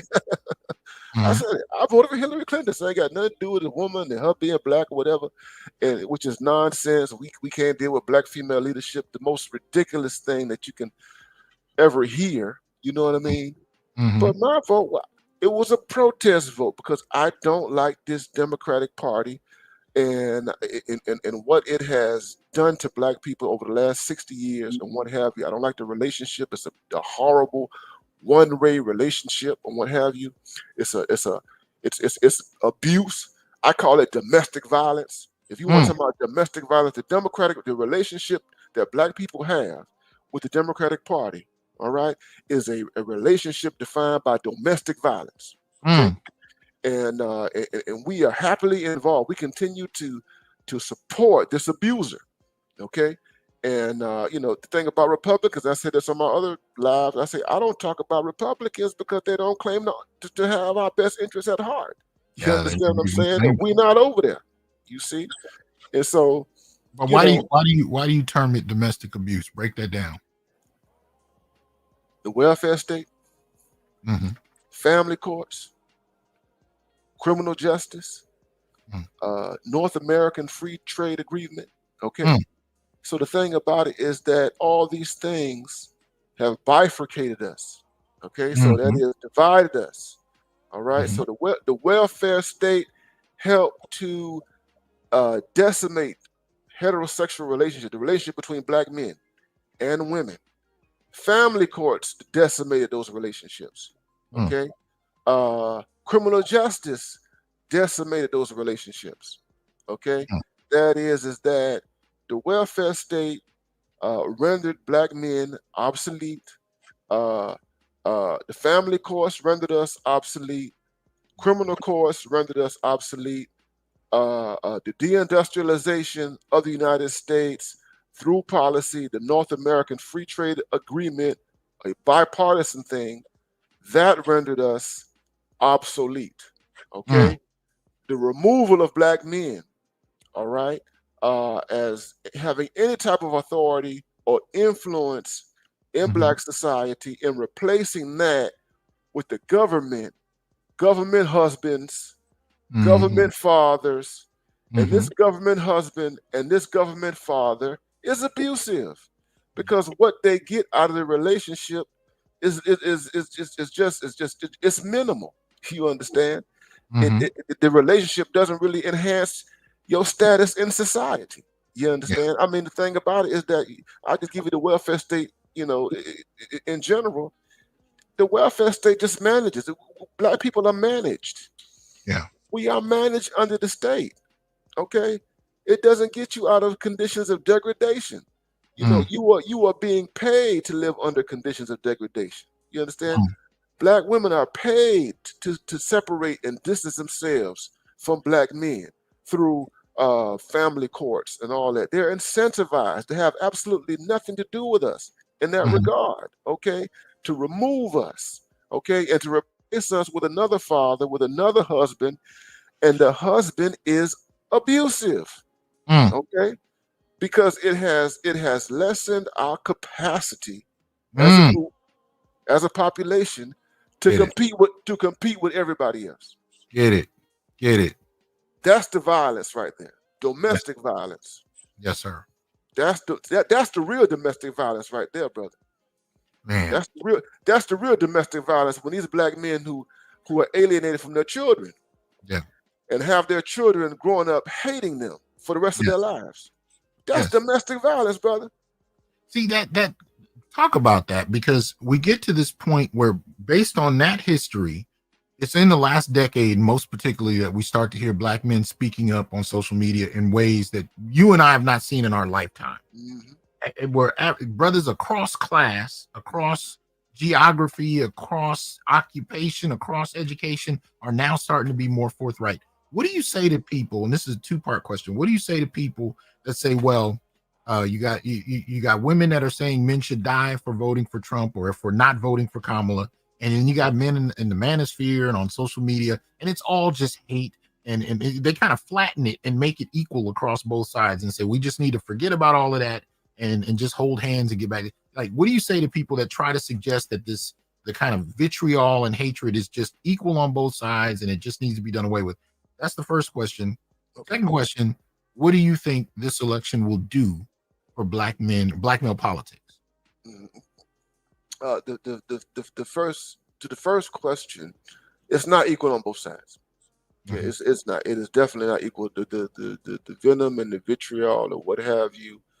The reason why it's not equal on both sides is that the other side, on the woman's side or what have you, again, as we know, I mean, they've had institutions to help facilitate this stuff. You understand? Mhm. They've had, higher education. They've got ideology. They've got, I mean, again, we have nothing. I mean, Goldman Sachs. I mean, Mm. we don't have anything like that. You know what I mean? $10 billion. Yeah. Making commitments to us. You know what I mean? Hmm. And even with with Kamala and the gynocentric, I call it in my book, I call it tribalism. Hmm. And I talk specifically what I call it, the tribalistic sisterhood. Mm. And Kamala is a part of the tribalistic sisterhood. Mm. Okay. And when she was out there and she was coordinated in everything, that tribalism, it was just amplified. You know what I Yeah. mean? And all the AKA stuff, and we raised so many millions of dollars for her over a Zoom call and all of that. And then the thing was that it became about them. Mm-hmm. They told us there is no such thing as a black community, Mm-hmm. as a configuration of men, women, and children. No, there's only black women and black girls or whatever, and that's it. Mm-hmm. You Mm-hmm. see, so it's not equal on both sides or what have you. And what we're saying, of course, you're always going to have knuckleheads and extremists everywhere. You know what I'm saying? Mm-hmm. But in general, we're not wishing anybody, hatred or whatever, anything like that, and we want them to die, nothing like that. Mm-hmm. Um, we welcome the correction of what's happening right now. You know what I mean? The correcting the extremist tribe. I call it tribalistic extremist. Okay, Mm-hmm. extremism. Mm-hmm. Um, yeah, so it's not equal. It's not equal on both sides, and we can't pretend that it is equal. And yeah, it's not. Now to your other question about the future, I think the future looks bright. I would say that we have to, treat, this new mood, this new shift as we would any, and I think that this moment that we can get some relief from all of this anti-black misandry? Yes. Mm-hmm. If anything, we're getting a lot. This is a sigh of relief, okay? Mm-hmm. Because it's tamping down in terms of checks and balances, this vitriol towards black men, okay? And yeah, that's a serious thing, and it's forcing the rest of society, or the other half that's invested in toxic masculinity, to moderate.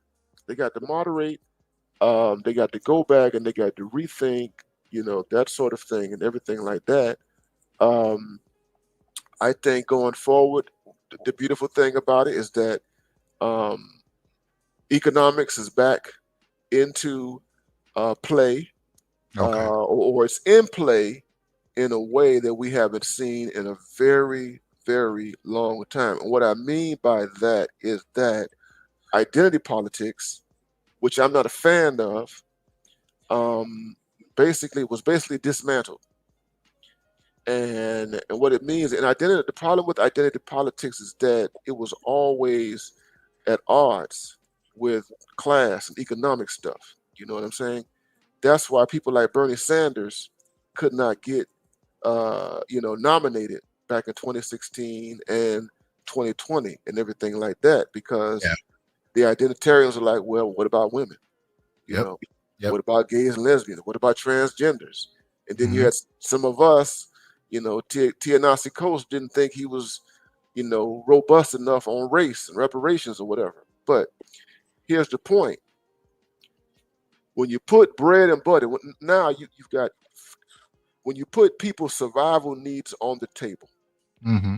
jobs, prices, Mm-hmm. all the stuff that deal with our survival. Mm-hmm. I think that's a very, very good thing. We're not going to get a socialist movement. That's not going to happen in the United States. You know what I'm Mm-hmm. saying? Or democratic socialism. What can happen is that the most that they can do is tinker with capitalism, okay, in ways where you can create more opportunity and what have you. And what black men are going to have to do is find ways of taking advantage of that, okay, Mm-hmm. Mm-hmm. in terms of them being entrepreneurs, in terms of the employment thing. So now I'll give you an example. So even with the immigration stuff, so now there is more room now. We're going to have to see what happens with Trump and the deportations and all that kind of stuff. Um, but I think that these young guys who are going to have to start off with low wage jobs and everything like that, they might have a little more wiggle room in terms of getting in, to those low paying jobs, and working their way somewhere. You know what I'm saying?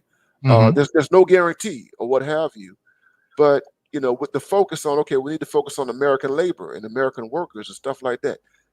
Young guys who are just starting off, they need to keep their eyes open for that, and they need to get in wherever they can to make that work for them. You know what I mean? And yeah, and I just think that we need to take advantage of whatever opens up in terms of our own socioeconomic development and enhancement. I think that that's what black men need to focus on, because again, so many of our issues are tied to socioeconomics, and the thing is, like with the black male political agenda, so many of those concerns on that list that's on that agenda, go back to our socioeconomic positions, in society and everything. And yes, I think pragmatically that's what we're going to do. Here's the thing: don't expect no miracles. I'm going to put it like that. Okay. There's not going to be any miracles. I don't think that. Don't look for any reparations. Don't look for the reparations. He's not going to get that under this administration or what have you. But I do think that there are going to be some openings, for our advancement and everything. Yeah, and then the big thing is getting the albatross off our backs. Okay, and here's the thing. So they're talking seriously about bringing penalties to people who discriminate, institutions and organizations that discriminate, against men. You know what I mean? And so here's the thing. So that the thing about it, the thing about DEI, and of course, yeah, it's gonna. Most black men don't benefit from DEI. We know that. You know what I mean? Right. It's like we didn't benefit from affirmative action. Okay. Right. But we are treated as men under DEI. They treat us as men. They treat us as white men. Okay. Yes. And so employers are going to have to be careful about discriminating against men. You see. Yeah. And I see it happening. I see lawsuits being leveled against certain entities in the corporate world in terms of men being discriminated against. We're gonna see what happens. But the thing about what I'm saying is that getting this stuff, getting the policing off our backs, get the all this type of stuff. You know what I mean? You're walking on eggshells all the time, and especially guys like us who work in our environments, who work in professional settings, and the white collar guys and all that kind of stuff, always constantly working on, eggshells and HR and all that kind of stuff. You know what I'm saying? I think that there's going to be some breathing room there. You know what I mean? And so we still have to be sober, and we still have to be disciplined and everything like that. But yeah, I think we can breathe more. Yeah. But I think you're onto it, because one thing we are seeing with black men, even though the numbers for the left remain high as far as our voting patterns, I think you're starting to see larger populations of black men. Because I think it's like as far as black people, there's about 2 million less that voted this time than in 2020. So I think what we're seeing is there are pockets of black folk that are saying, we're not going to do the okie doke. We're not going to just keep giving our votes to one party and getting nothing back. There's a call for something new to happen. So some people are going for Trump. Some people are sitting on the couch. Some are going third party like myself. And, you have all these different reactions that are starting to grow in terms of popularity, because people are recognizing that this thing with the left, this relationship has not been working.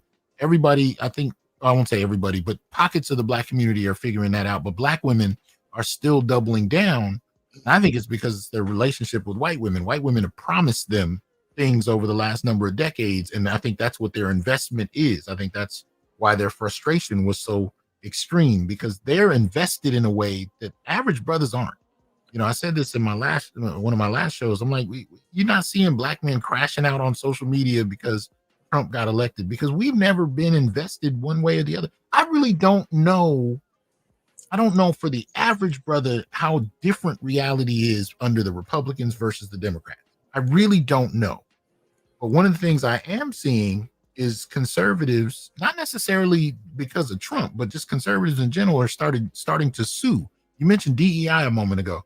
You see, we've seen in this last year alone, they're starting to go after these Black women groups that have come together and gotten funding from corporations, and they're pretty much only sharing it with each other. I mean, Black men are irrelevant to it.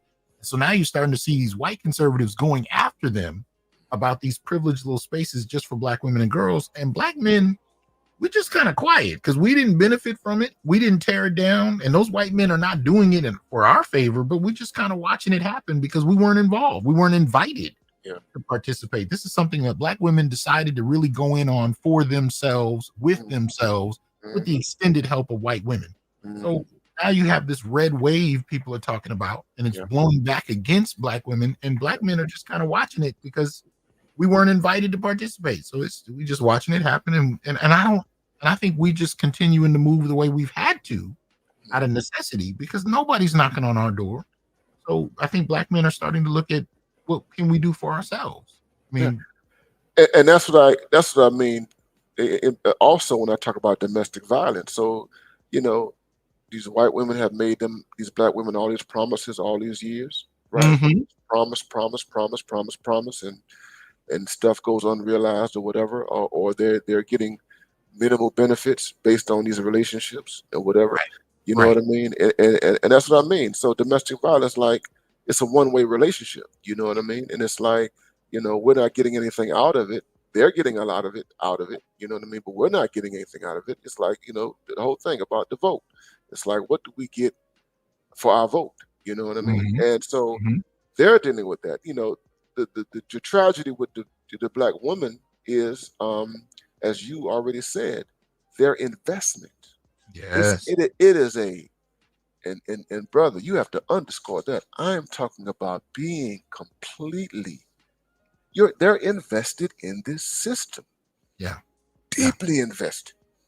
Deeply. That's what I mean. We talk about that when I talk about the hubby situation. Like, this is my husband, or this is my father. And we're talking about these institutions, beginning with the state, and then it extends with, the corporations and all that, and higher education and what have you, and their belief in, college degrees, the way they believe in college degrees and stuff like that, and all that kind of stuff. You know what I mean? That is a deep investment. That's a deep belief, which means actually they're really patriots. They are patriots in ways in which most Black men are not. You understand? And so the thing about it is that we don't have that in us because we're like skeptics, because everybody treats us, you know what I mean, in a way that's indifferent. You know what I mean? They're indifferent to us. Yes. And we're indifferent to them. You see what I'm saying? We're skeptics. You know what I mean? So it's like, if people, some people might misunderstand me when I talk about me protesting the Democratic Party and all that kind of stuff, and they think that that's an inadvertent endorsement of Donald Trump and the Republican Party, and it's not, because I'm not invested in that. I'm just as skeptical, okay? And even though I see some things that can work to our benefit coming over there, you know what I'm saying? But I'm not sitting around thinking that Trump is a savior or Jesus or whatever, or J.D. Vance, anybody like that, you know what I mean? And, I'm reading some stuff right now from Vivek Ramaswamy, and this guy, he's, I'm gonna be honest with you, that he don't need to, this guy doesn't need to hold any government position. I don't think he don't need to be in any no government federal position. He needs to remain in corporate America where he is. And and so what that means I'm not just looking at these people, naively or whatever, you know what I'm saying? And so and that's the thing. We respond based upon how this country has treated us. You see, it has not treated us in ways that convince us that we should be invested. You see, and I think that's what the bourgeois class, that's what they don't understand, and that's what you can't really explain to them. Yeah. With in terms of what's going on now, why black men are moving the way they do. They can't understand black men sitting on the couch. They can't Mm-hmm. understand third party. They Mm-hmm. can't understand the Trump vote, and you can't even explain it to them Yeah. Yeah. because they're too invested. Yeah. See, and it's a waste of time. And for all you brothers listening, it's a waste of time trying to explain it to them, to debate them, to go back and forth, or what have you. You know what I'm saying? It's like, yeah, and it's almost it's religious. It Yeah. is deeply. It's like it's a religion. You know, Mm-hmm. people talk about the black church, but it's like, yeah, they've replaced it. The Democratic Party is like a doggone denomination or something. You know what I'm saying? And you just believe in it, to the depths of your soul. You know what I mean? You're willing to die for. I mean, you talk about people who are seemingly the way they're crashing out. Yeah. It's like they're ready to die for this stuff. That's Yeah. why that's why I want to see what's going to happen in the next few weeks. How far they're going to go crashing out. You know what I'm saying? You know, the right historically has a way they've created. Well, the left and right they have histories of fanaticism. But I'm looking. I'm gonna say I wonder how they're gonna crash out 2, 3, 4 weeks from now. How are they gonna crash out in January during the inaugural? Okay, Mm-hmm. if they crash out at that particular time, man. So yeah, that it's disturbing. They are, and I said this in my book. The black, particularly this professional class, is not just an investment. They're colonized, and they are colonized under this neoliberal thing, and they've been good at colonizing them. Yeah. I'm talking about entrenched brainwashing. It's just we're dealing with brainwashing, brother. Talk about it. I mean, that is what there is no independence. So I was looking. I hadn't really thought of. Well, I had thought about this, but I was watching Candace Owens. Somebody did a reaction to a Candace Owens video. Candace Owens was talking about black women and their voting patterns. Mm-hmm. I got to go back and watch the whole thing. But anyway, Candace Owens was talking about how she's been demonized as not being black enough. Yeah. Right. And or not being, now she's talking about, you're a real black woman. I'm not a real black woman. And Candace Owens pulled up the charts of the election results in terms of, black men, black women voting. And she had the thing circled around the black women. So the black women around what? I think they got 90% or something like that or whatever. And I hadn't seen it get that high. I saw last time I saw it was in the 80s. So wow. What is the 80s? Was it the 80s? Well, the last time I saw it, but they were still gathering information. It was not. Yeah, it was gathering information. So she had one. She had it circled. Mm-hmm. Highest, like the highest, and she pointed out this is the highest level of support for this person among any demographic. Yep. And Candace Owens says this is sad. This is ridiculous. Yeah. I say, why should anybody take you seriously if you put all your capital in this particular party right here? She said this. She said, you are a captured group. You're captured. They don't have to do anything for you. No, liberal white women have invested in them. But you know what? That investment to me has always been little more than symbolism. Yeah. I mean, if you look at it policy-wise, there was nothing directly targeted at them, but to have a black woman or a woman of color in office would somehow by osmosis grant them some type of access. They were really doubling down into that arena. And, you can see that investment has really paid off with them. They don't understand, however, because they look at us and they just get curious. They are confused. Even though we vote to the second highest degree, typically, they still look at us as traitors because we don't vote to the same extent they do. Now, they overlook voter disenfranchisement when it comes to us. They completely ignore that we live a different reality in terms of that. But they still look at us with confusion because they don't understand why we're not as invested, despite how high our voting patterns are. And when black men begin to pull away, that's why you get these, highly vitriolic responses from them because they don't understand. They live in this kind of, this solipsistic kind of framework where everything seemed in the Black community has to Mm-hmm. be about them or else it doesn't exist. And Mm-hmm. so the more Black men withdraw, the more they look at us with their head cocked to the side, like, what the hell is wrong with y'all? They do not understand and they're not willing to listen. And this goes back to your point about it's not even worth explaining. So I think what they're further confused by are Black men who are just silent. And even their own sons who are voting right wing aren't sitting down and debating with their mothers about it. A lot of them are just quiet. Right. Yeah, that's it. That's it. Social That's it. withdrawal. You know, and I mean, I call it Black Woman's Island, man. They're on Black Woman's Island. Okay. Mm-hmm. And when you're on that island, man, the only thing you know is that island, and just imagine an island out in the middle of this imagine the Caribbean, man, all those islands in the Mm-hmm. Caribbean and stuff like that. And that's all you know. Yeah, And that's all you and know. you don't understand that there are other land masses and other populations and groups and other things happening in the world. And the only thing that matters is what's happening on that island. You know what I mean? And that's where they are. You know what I mean? And no, and we live the fact of the matter, and you've seen this in the responses. It's like I've seen some of these videos of women they're calling these men dumb and Yes, incompetent and yes, uneducated. You are yes, uneducated.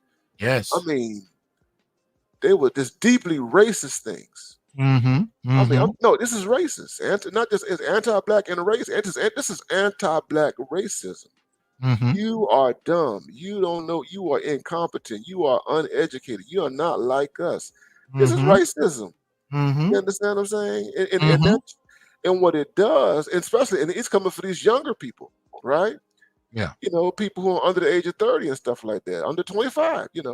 And it's like this shows how distant you are. Yeah. This is how distant.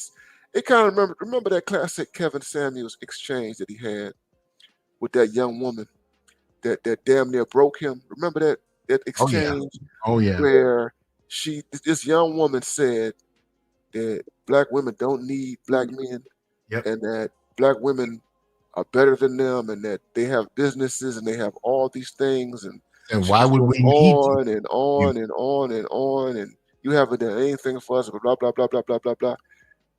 That kind of distance, Yeah.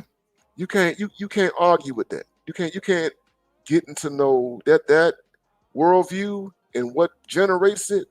It's a waste of time engaging it. and, Absolutely. and and that's the kind of distance that exists among so many, and you see it even at the highest levels when they were, Joy Reid, people like her Mm-hmm. talking down on us, the Sonny Halstons of the View Yes. Yes. talking down on black men, Whoopi like Goldberg. Whoopi Goldberg, you know what I mean? And it's like, we're up here, you all are down here, you know what I mean? Mm-hmm. We're the queens, we're the goddesses. We know what's best for everybody. Like you need to do what we tell you to do. Blah blah blah blah blah blah. Just offensive stuff, showing distance. And I mean, it's just. I mean, that's the. And so what that means now is that they psychologically. Mm-hmm. Now, one thing they're gonna have to deal with the social fallout of all this stuff, whatever happens in the future. Yeah. But psychologically, I mean, I can only, I mean, I think, I mean, this is the type of, because I'm wondering, I'm like, I mean, are these people going to, if they don't go out and do something, reckless to somebody, are they going to do something reckless to themselves? You know what I'm saying? Possible. Do Yeah. they internalize this stuff so much, Mm-hmm. and the fear, Mm-hmm. Mm-hmm. that they turn to self deletion or Hey. something like that? You know, Hey. I saw a Twitter post from Dr. Stacy Patton, Mm. and she was commenting, and she was like, "What we're saying." Stacy Patton said the same thing. I said, Stacy Patton says, "You know what? If we were in slavery, I said that there was no way that I would be able to team up with you people." And she's talking Mm. to her fellow sisters, right? Okay. Okay. Because I said, you all are showing your investment in this system through this crashing out. Mhm. Okay, and I could never trust you Yeah. in terms of trying to get out of this system or moving away from it or whatever. You Yeah. understand what I'm saying? Because you're too involved. See, You know. I've been saying this for a while now. I don't tend to find black men that invested because one, nobody's invested in us to even warrant that kind of a response. And two, our feet remain a little too close to the ground for us to really go off in that area. I said this before. I said, I don't meet too many brothers that can't tell you the 6 degrees of separation between where they are now and sleeping under a bridge. Most brothers I know can tell you the exact set of things, and it's not a long list. It's a relatively short list of things that can happen to put them out in the cold. That's a reality that black men live with, and we don't have a social expectation of a safety net. You know what I mean? I've not found brothers that have this calm sense of I got a safety net, which I think breeds a degree of entitlement, which I do believe black women have because they have this sensibility that because of their investment, because of what they were promised, most particularly by white feminists, they have a greater return from the system, and there's a safety net that's going to operate on their behalf.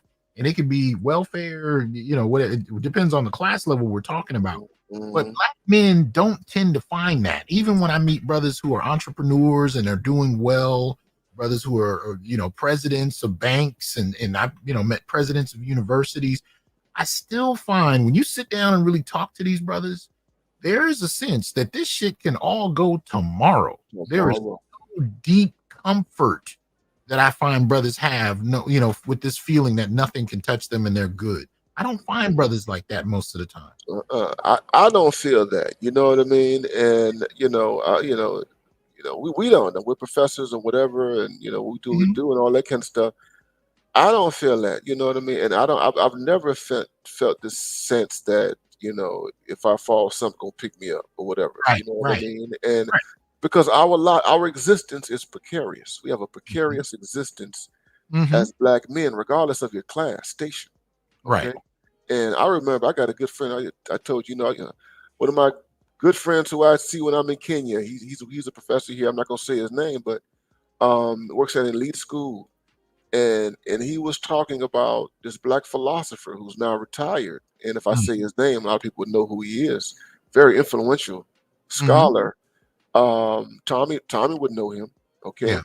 And this man was a full professor at this college, elite college in the Northeast. Mhm. And this man had the same type of precarious sense for us, a Mhm. sense of his existence, like most black men.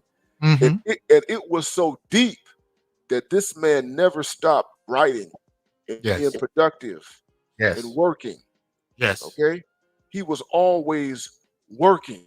Yes. Okay. As a professor, being productive. You know what I'm saying? Mhm. Put out one book, let's go to the next, article after article, so that, to have Mhm. Mhm. some semblance of feeling secure, but in actuality, Right. knowing that at the institution where he worked and would have been there for many decades, at any moment, you could have been Yes. there 20, 30 years, at any moment, they can say, bye, it's time to go. Yeah. See what I'm Absolutely. saying? Absolutely. And and, Absolutely. and, and the feel that and have this need that you got to continually justify your existence. Yes, You sir. understand what I mean? Yes, And sir. so and so that's the kind of stuff that a lot of people live with. Now that kind of stuff Mhm. will kill you now. It'll kill you. Yeah. It's stress. It's stress. Yeah, but that's one of the things that black men I've found, even black men who disagree with the kind of things you and I are talking about, Yeah, black men on the other side of the ideological aisle yeah. still don't have a sense that they're safe and there's a safety net for them. On the other hand, I found women to have a whole different outlook on these kind of things. But in regard to what we're talking about, I want you to talk about your book. Yeah. And I want you to tell people, Yeah. whether we're talking about the election, especially the election, because you called a few things out that people didn't see coming, Yeah. even down to what we're talking about in terms of investments in the system. I want you to tell us what can people look to in this book? What are they going to get out of this to help them understand what the hell we're dealing with. Yeah. So the, you know, I wrote this book because I I was convinced that there needed to be something that really captured the gravity of our situation, Mm-hmm. and the brothers should know, and I say this in the book. Um, this is a lifetime of thinking.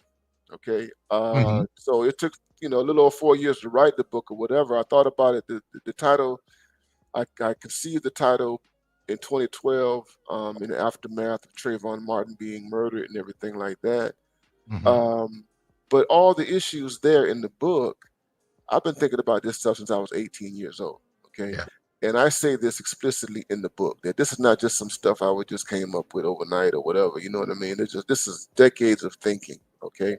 Mm-hmm. But what I attempt to do in looking at the time that Trayvon Martin was killed, February 26, 2012, to the anniversary of his death, February 26, 2022, you had a 10-year period, and you had a whole bunch of murders: black men, black boys, Trayvon, Jordan Davis, all up to George Floyd, Ahmaud Arbery, the whole shebang. We know that, right? Mm-hmm. And to say that this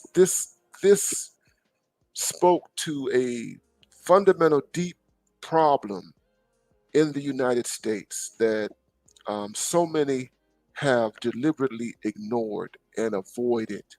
Mm-hmm. Okay, from our government, from intellectuals, from politicians, uh, religious leaders, elites all across the board, people across the ideological spectrum. So in this book, nobody is innocent. So Mm-hmm. I say Okay. it's like, yeah, it's across the board, man. Okay, we catch it from everybody. Okay, Mm-hmm. it doesn't matter the left, liberal, feminist, conservative. We catch it from every demographic and Mm-hmm. everything. Okay, Mm-hmm. and this hatred, this vitriol, which I call the demonic imagination. But anyway, um, what you get away from what you get from the book is a critique.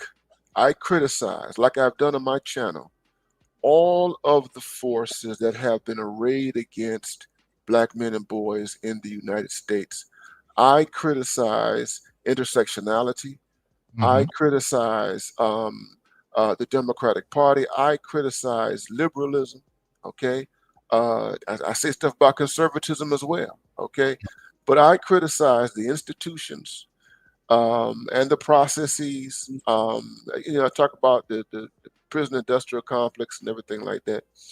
I talk about the family and the evasions, the deliberate effort over decades to not talk about family structures and how family structures impact black boys, black male youth, and black men. You know, I talk about the decimated um, heterosexual relationships in black society, okay, and how they've been undermined by gender ideologues and everything, as well as institutions. And then at the end of the book, I talk about what we are right now, okay, and that is we are in a moment of order, of law and order. The last chapter of the book is titled "The Saga Continues." Cruel and unusual punishment, state-based fatherhood, and unincorporated Black America. What is unincorporated Black America? Unincorporated Black America represents those Black people who are outside of the mainstream of capitalism. Okay, and that where we are right now, and I talk about Trump and everything. It talks about the realignment. I talk about the realignment in this chapter, and again, this comes out. It came out in 2024. We're talking about the realignment. Right now after the election. Okay, and where we go from here. So the future for us is unknown, but we have to be smart I talk about America's move toward the right in the last chapter of the book. I got long sections on Clarence Thomas and how Clarence Thomas figures in where we are right now. Okay. And that we have to be smart in that the way that this country has dealt with black men in terms of punishment, it possibly may be amplified. Okay, and that's something that we need to be concerned about, because there are calls from all over the place, for more law and order, and I talk about how the liberals, leftists contribute to it, you know what I mean, through what I call poverty management. What is poverty management? Poverty management is the welfare state. The welfare state feeds into the prison state. We are literally feeding, we're literally producing children for the prisons and for prison labor. Right. So that's kind of a broad sweep of where we are. But as a religious scholar, and I'm going to bring it home, man. I wanted to go deep and attempt to put my finger on all of this misandry that we've been dealing with today, and how it has been shaped by the past, and yeah, we have to deal with the fact that black men as a population, regardless of our socioeconomic differences or whatever, we're seen as evil. And it's not enough to talk about stereotype and stigma or whatever. Seen as unhuman, anti-human evil. And that's why, again, I call it hate speech. When you got people saying, if you get killed by a cop or the police, and they have qualified immunity, it's on you, don't call us. Okay, there's something, what's underneath that? There's something deep there, man. You know what I mean? To make someone say that because they disagree with your political choices. Yeah, that resentment is deep. Yeah, and it only comes, and it's within the black culture. And here's the thing: I have a chapter called "Purging the Demonic," and that chapter deals exactly with that and the depths of it, and how it has been conditioned over decades, and how these gender ideologies, this feminism and the queer stuff and everything like that, and liberalism, and the way in which ruling class white people have pitted black women against black men, have created this hatred. That's what I'm talking about right there. And you're not going to be able to, I don't know. Again, the last chapter, I left it open. I don't know what's going to happen next week, a year from now, 3 years from now, whatever. You know what I'm saying? But I do know that this is the stuff that I think has to be dealt with. If anything productive is going to emerge in the future.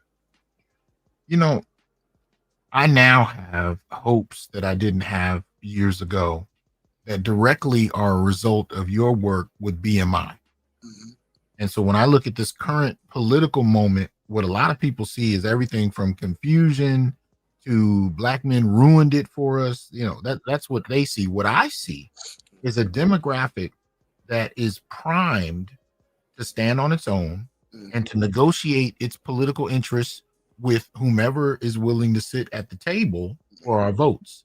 And I say we're primed for that because, as you pointed out earlier,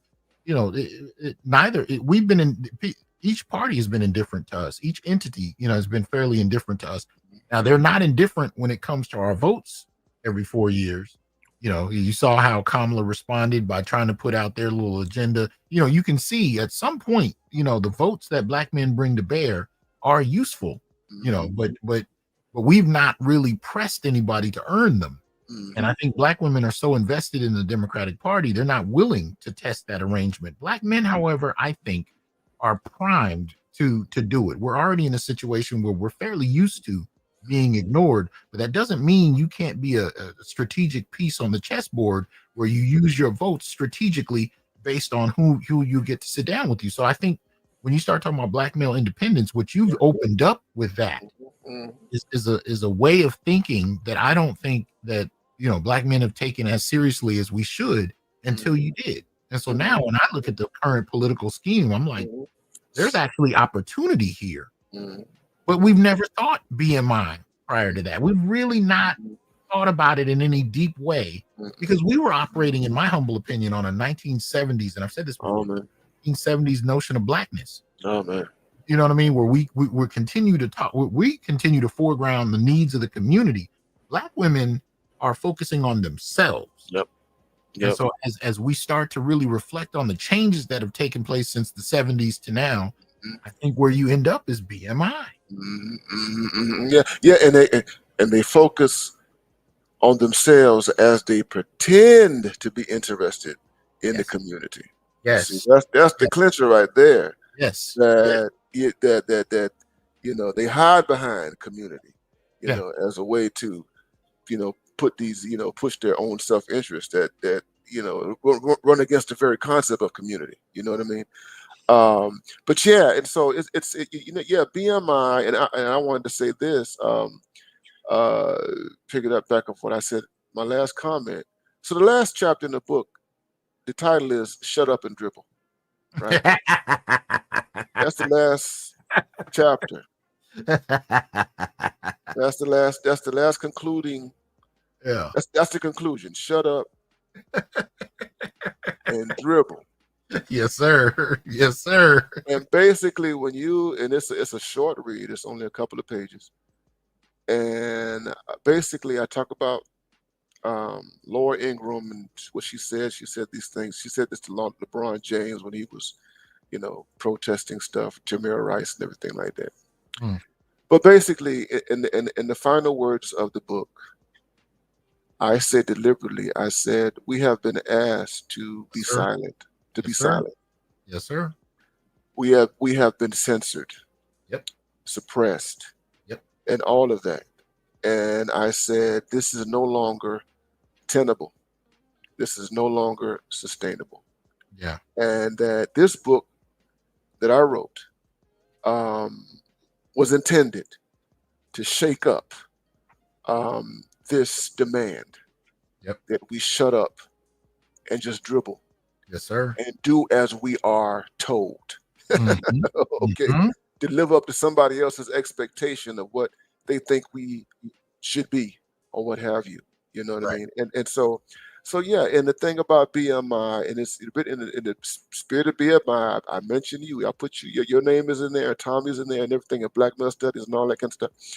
Um, but yeah, yeah, we are now learning.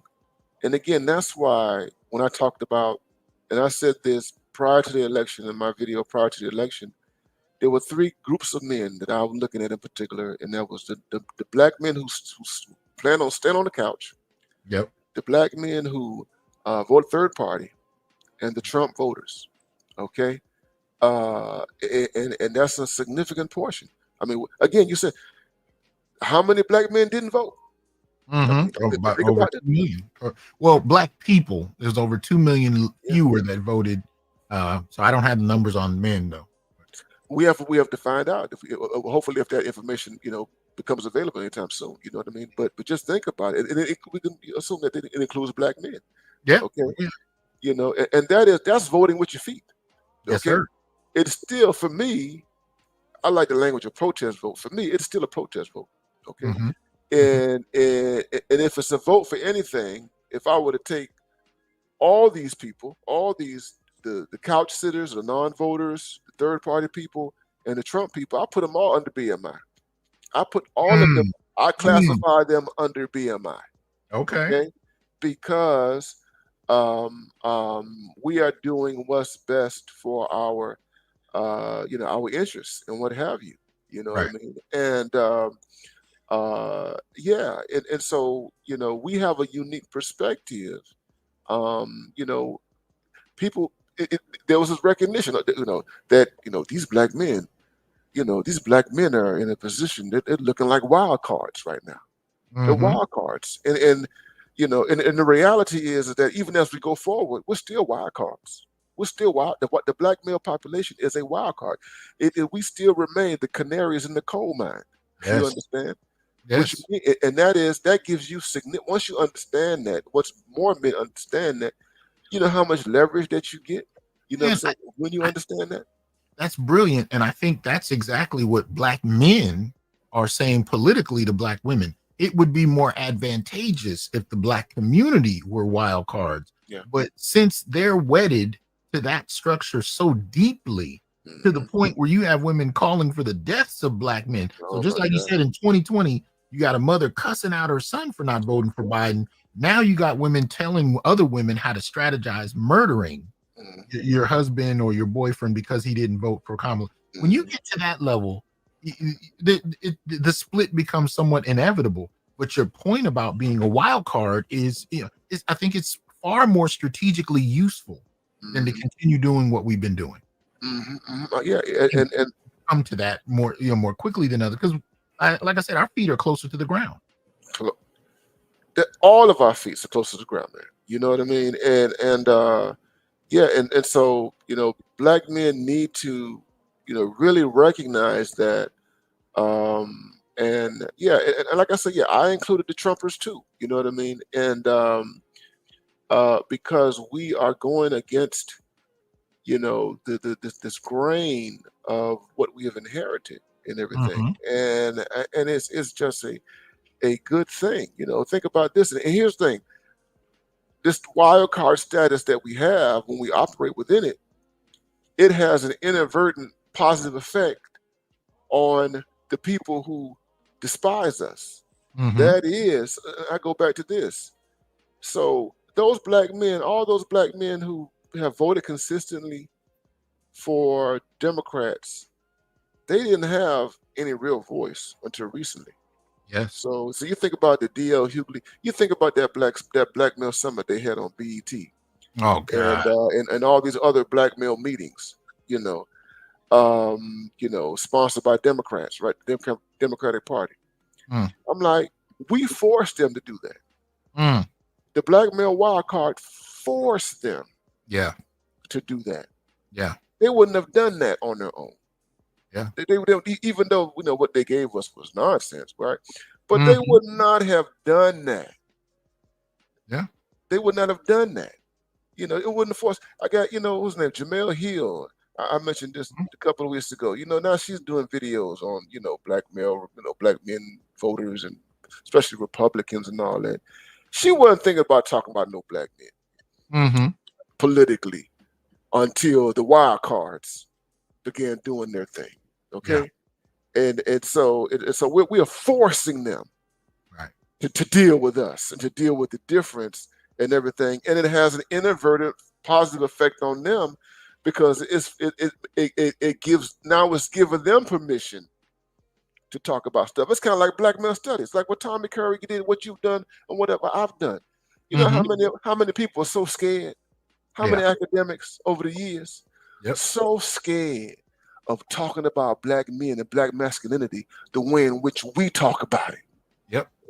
And Yep. now, what do we have now? You got people slowly coming over, wanting to talk about black male studies, or slowly wanting to talk about black men and stuff like that. Mhm. You understand? But Folks that we knew, 5, 10, 15 years ago would have never entertained doing that. yeah. But what the problem they're having is that we are untamed. Hmm. And so as much as they want to talk to us, they're afraid of us. They don't Hmm. know what we're going to say. They don't know if it's going to be something that they can broadcast, so they won't do it live. You know what I mean? They want a very manicured, controlled conversation, and they do not trust, rightly so, Yeah. that we are going to stay manicured. And that's the thing. As long as these brothers are in a position to speak to their own interests full throatedly, it's going to generate fear. at least until you get to the point where these people are finally willing to say, you know what, we just need to hear what black men have to say, regardless of whether we like it or not. But at the end of the day, we've reached a point of verbal freedom that I don't think black men have ever known before. And everybody is terrified of it. Everybody, when I hear women listen to us for the first time, they're clutching pearls and falling over. Even white manosphere doesn't really come into the black manosphere. They come in enough to steal ideas, but that's about it. They won't, because I think the conversation is raw, and it needs. Our condition is raw. Absolutely, absolutely. It's raw, and that's why. And here's the thing, and that's this canary in the coal mine situation that we have, and the fact that we don't have investments in the system like everybody else. That's a part of a part of the fear that people have towards black men. Okay, particularly when you talk about it at the highest levels of society. Okay, because if you're perceived is not having the kind of investments that these black women have, okay? Right. They're like, well, we don't know what he gonna say, what he gonna do, or whatever. Can we control him? You know what I mean? That's the thing. That's the big thing right there. Because if you ain't, they can be controlled. And with so many of us, and even I would say this, even the sociologist Orlando Patterson, he wrote about this. He has a book called The Ordeal of Integration, came out in the late 90s. Same around the time that his book Rituals of Blood came out. And he was dealing with affirmative action.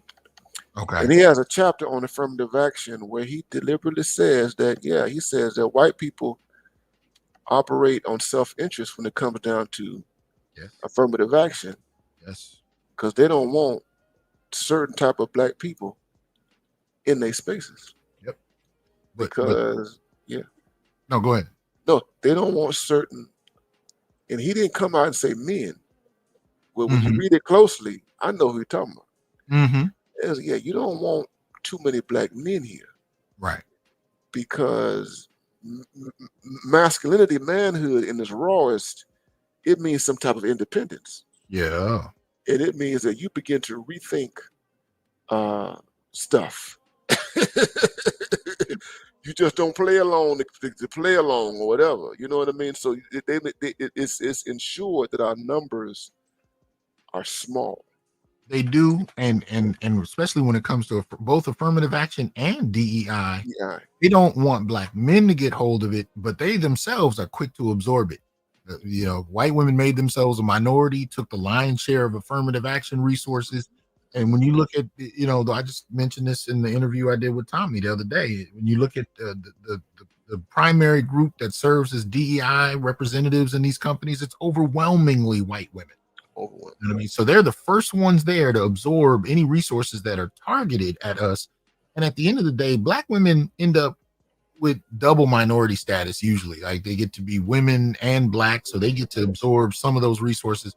Black men generally find ourselves standing outside, and nobody's bringing us a plate. Yeah. But the difference for us though is we don't expect anyone to bring us a plate.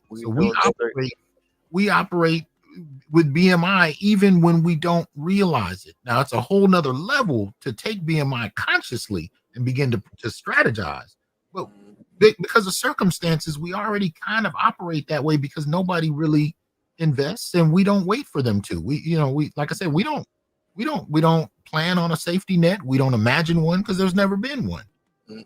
No, not at all. Not at all, And so we move and in a different way, and it's tied to our existence, man, in this country. And I'm excited, man. I'm excited about the time that we're living in right now. I think things are being realigned. This is a moment of balance. They see it on the other side. They see it as a complete negative because they think that the world is going to come to an end. You know what I mean? The way they look at it, Trump is in power. Oh my God, it's World War III, apocalypse, blah blah blah blah blah blah blah blah blah. And it's like, and that's the other thing, right? You know what I mean? When you talk about not us, many of us not being moved, it's Mhm. like, man, we live with apocalyptic stuff all the time. You know what Exactly. I'm saying? It's like, just think of our lives. It's like we have to walk through landmines and stuff. I mean, it's like every day is a war, a battle, and Mhm. all that kind of stuff. You know what I'm saying? So it's Mhm. like, I mean, you know, I mean, why be afraid of the boogeyman when we deal with the boogeyman every day? Do you know what I mean? Every day. And but the thing is that I don't look at this situation as boogeyman stuff. I just think that this is nature, this is balance in the universe, and what have you. We've gone too far with these extremes, Right. and you need some balance. You know, um, they were turning this country into a mommy state. You know what I mean? Mhm. Mhm. And yeah, you can't, helicopter moms. Mhm. The government is just imagine the government as a helicopter mom. Okay, Mhm. telling you what to do, what to eat, how to breathe, how to think, and all Mhm. that kind of stuff. You know, Mhm. it's under that when those conservatives start talking about communism, then they start making a little sense. You know what I'm saying? Mm. I don't agree with all the rhetoric about communism, but when you think about a mommy state, seriously, man, just a mommy state, and so Kamala and them, that kind of stuff, pushing us toward the mommy state, and I'm like, no, we can't. You can't. No other nations, advanced nation, is dealing with mommy. You're not dealing with mommy states with China, man. You're not dealing with mommy states with Russia and everything like that. This ain't a game. So Uh-huh. they went too far. The left went too far with fantasy. Call them Yes. fantasy. That's Yes. what it is. Yes. They had all these fantasies, all these fantasies. Let me tell you something. This is how deep it is. Kamala Harris. I think. Do you know what the presidency was for her? What's that? It was an item on her bucket list. I really believe that. It was Uh-huh. no serious. It was an item on my bucket list. This is something that I need to check off before I die. Well, that's probably undergirds why they were talking about trying to get Biden to step down so that she could be president for a month. Did you hear this? Yeah, yeah, yeah, yeah. It's very much in line with what you're saying right now. Yeah, yeah, yeah, yeah. I mean, that's how unserious some of these fantasies are. Okay, Hmm. and that is, I'm like, we're talking about the presidency. We're talking about the United States. You're talking about people. Some people call it a corporation. We're talking about over 360 some million people. You understand what I'm saying? You're managing all. I mean, all this kind of stuff, and you saw the lack of seriousness and all this kind of stuff, and it's like, oh, this is my American dream, you know, and it's like, no, no, no. I mean, that's what I'm talking about. This is just a dream. This is my dream job. Right, right, You right, understand what I'm saying? And right. they have soulless. I'm just sorry. It's just the women that we're talking about, the professional bourgeois class. They've been sold this. I deserve this dream job. I deserve this. I deserve that, and all this kind of stuff. You know what I mean? Fantasy. I can have it all. You can Well, have it all, girl. You can have it all. You can even become president of the United States, girl. I think you've just outlined what it is more than anything else. It's the I can have it all, which is something that feminism and black feminism have been trying to figure out for decades, since the 80s, most especially. Can you have it all? Yeah, And yeah. I think you just nailed it. And somebody at some point, somebody had to say, we got to stop playing along with this game. Yes. So, Yes. somebody had to come along and say, it's time for the adults to step into the fray Hmm. and to get stuff back right. You know what I'm saying? It's like we've gone too far with these fantasies. Yeah. Okay, Yeah. because these fantasies are going to have an hell, you know have us invaded by the barbarians and stuff like that. You know what I'm saying? They call the barbarian at the door, huh? Yeah, man. I'm serious, man. I mean, you can have all drones and all missiles coming at us because we continue to entertain this nonsense. You know what I Mm-hmm. mean? Mm-hmm. And uncritiqued, unchecked, and everything like that. You know what I mean? And the thing about it is that this nonsense comes from a particular segment of the American population. You know, Right. and they've been allowed. At one time, they were fringe. Now they up. Now they're at the center, or were at the center until November 5th. And these fantasies have been entertained. And it has nothing to do with, to be clear, it has nothing to do with her being a woman. It ain't got to do with gender. You know what I'm saying? It's just it's dealing with an unchecked perspective, Right. and sense of beliefs and all this type of stuff. You know what I mean? And the country got tired of it. That was the thing about it.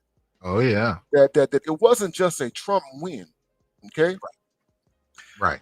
This was the American people said no. We are tired of this. We're tired. Yeah. You know what I mean? You all are playing with us with these fantasies. You didn't put this person through a primary. Right. You just put this person out there. Okay. And you hid this person for over 3 years. You didn't have her. She didn't get tested. She didn't prepare for the possibility of succession. She didn't prepare for that. Right. They didn't prepare for that. Prepare her for that. They kept her hidden. Okay. And then when the time comes and they put her there, they install her and all that kind of stuff. You give us nothing but fluff and nonsense. You know what I mean? And we're supposed to. Everybody is supposed to co-sign all that kind of stuff. Are you serious? Yvette Carnell said something I thought was absolutely brilliant. She said, when you're the vice president, especially, and I'm paraphrasing here, especially when you have a president whose health is in deep question. Yeah. We've all known that his health has been deteriorating long before the debate with Trump. I've been hearing this for the last 2 years at least. So she said, when you're the vice president under a president with questionable health, you have to be able to hit the ground running. Yeah. He said you should have a website, you should have a list of policies, you should have all of that in the hopper ready to go. I mean, as soon as she was announced, she disappeared for like 40 days. She said you need to hit the ground running. And that's not just because you were named, as the pick, regardless of a primary. She was like, you need to be able to do that every day.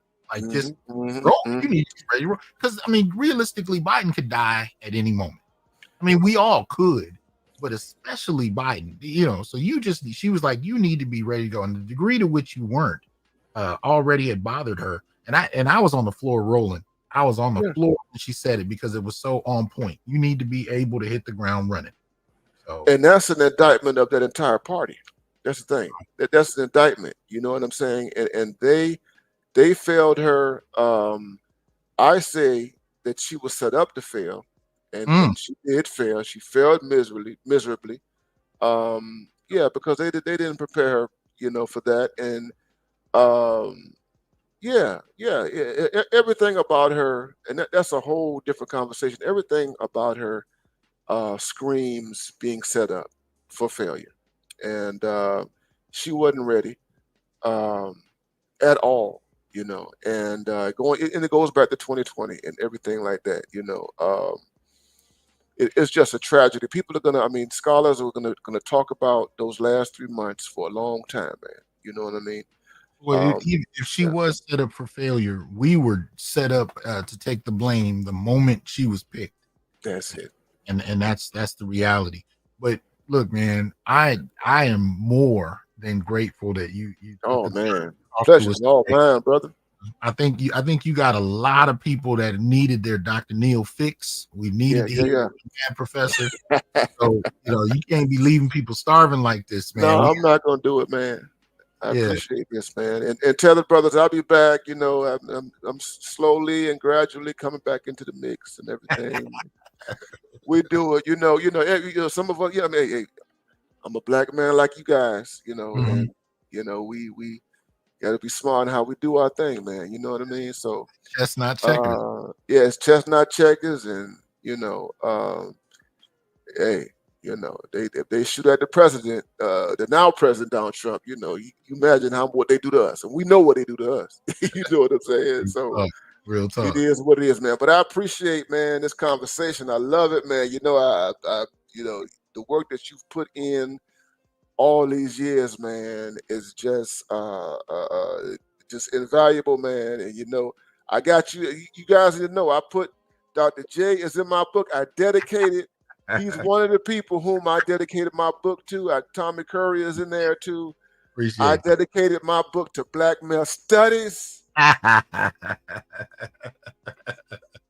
Well, we lucky to have you while we do. The African continent will be claiming this brother at some point soon. So we might not see him for a few months. But Passport bros forever. Yes, sir. Passport bros forever, brothers. East Africa. I'll be seeing you real soon. All right. Well, thanks, brother, for coming through. All right, brother. Thank you, man. Peace out. All right. Shout out to Dr. Neal for coming through.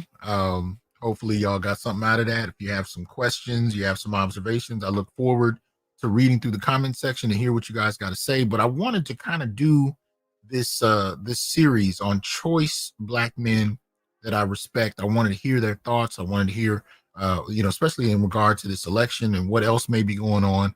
So, it is long form. I did want to give them the majority of time to speak because I think that's what an interview should be. You guys hear from me all the time. I want to actually hear what their thoughts are. So, appreciate you guys for coming through, checking it out. Give your comments below. And remember to like, share, subscribe, join, and donate, not only for my channel, but also for Dr. Ronald Neal's channel. So make sure you go to his channel, support him there as well. And let me know if you have some thoughts on someone else you'd like me to interview, especially if you have a way to reach them. So holla at me there. But anyway, appreciate it. Y'all have a good one. Peace.